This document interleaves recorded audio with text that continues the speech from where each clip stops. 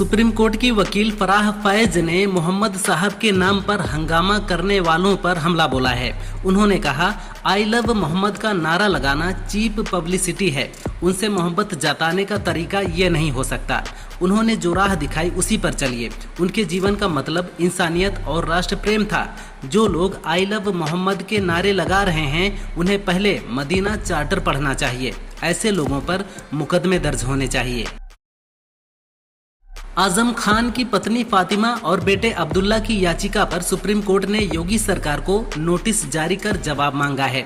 याचिका में कहा गया है कि कथित फर्जी प्रमाण पत्र मामले में उनकी दोष सिद्धि को निलंबित करने से इलाहाबाद हाई कोर्ट ने इनकार करने का आदेश दिया, इसलिए सुप्रीम कोर्ट का रुख करना पड़ा। इसके अलावा ये भी तर्क दिया कि हाई कोर्ट के इनकार का उनके राजनीतिक करियर और सामाजिक प्रतिष्ठा पर लंबे समय तक बुरा असर पड़ेगा। बिहार दौरे पर आए अमित शाह ने अररिया में कार्यकर्ताओं को मालिक कहकर संबोधित किया। उन्होंने कहा कि बीजेपी की जीत नेताओं से नहीं कार्यकर्ताओं से होती है। इस बार एनडीए को 1/3 बहुमत दिलाना है और घुसपैठियों को ठूस ठूस कर बाहर करना है। इस बार का चुनाव बिहार को बाढ़ से मुक्ति दिलाने वाला चुनाव है। बिहार में इस बार 4 दिवाली मनानी है। राम की वापसी, जीविका सहायता, जीएसटी में छूट और एनडीए की बड़ी जीत की। सीतापुर में बीएसए अखिलेश प्रताप सिंह को बेल्ट से पीटने वाला मामला लगातार बढ़ता जा रहा है। इससे नदवा के प्राथमिक स्कूलों में तीसरे दिन भी पढ़ाई ठप है। इस बीच तकनीकी शिक्षा मंत्री आशीष पटेल ने इस घटना को दुर्भाग्यपूर्ण बताया है। उन्होंने कहा कि मेहनती और ईमानदार ब्रजेंद्र वर्मा को इस कदर परेशान किया गया कि वो अपना आपा खो बैठे। केवल 20 सेकंड के वीडियो के आधार पर उनको एक तरफा दोषी नहीं ठहरा सकते। मौलाना तौकीर रजा की गिरफ्तारी के बाद अगले 48 घंटे के लिए बरेली में इंटरनेट बंद कर दिया गया है। इस संबंध में प्रशासन ने आदेश भी जारी कर दिया है।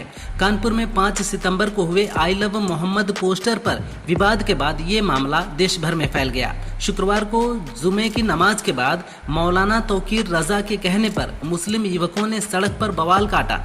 भारी बवाल को देखते हुए इंटरनेट सेवाएं बंद कर दी गईं।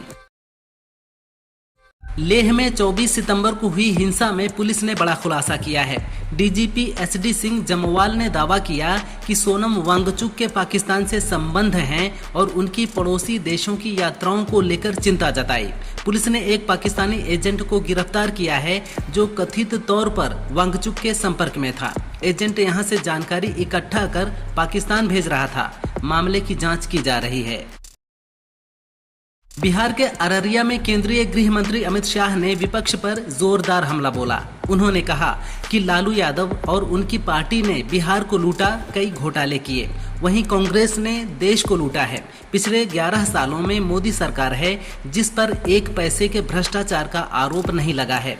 राहुल गांधी बिहार में यात्रा कर रहे थे और घुसपैठियों को मताधिकार की मांग कर रहे थे। ये देश की सुरक्षा के लिए खतरनाक है। आई लव मोहम्मद पोस्टर को लेकर नया विवाद बाराबंकी में हुआ है। यहां आई लव मोहम्मद का बैनर गिराने पर दो पक्ष आमने सामने आ गए। मौके पर भारी पुलिस बल तैनात है।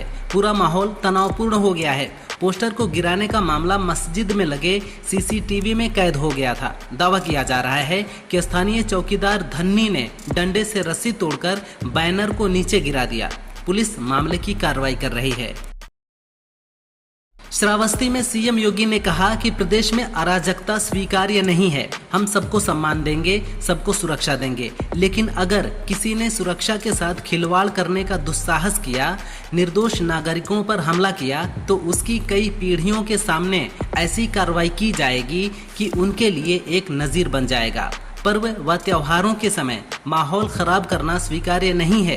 किसी ने उपद्रव किया तो इसकी भारी कीमत चुकानी पड़ेगी। रोजाना 8 घंटों तक ईंटें उठाने वाले लड़के को पढ़ाई का ऐसा जुनून चढ़ा कि उसने टूटी मोबाइल की मदद से नीट क्रैक कर दिया। पश्चिम बंगाल के रहने वाले सरफराज के परिवार की आर्थिक स्थिति इतनी खराब थी कि उसे पेट पालने के लिए रोज मजदूरी करनी पड़ती थी। टूटी स्क्रीन वाले फोन से यूट्यूब की मदद से तैयारी करके उसने 2024 में 720 में से 677 नंबर लाकर नीट यूजी पास कर लिया। सरफराज को मेडिकल कॉलेज में एडमिशन मिल गया है।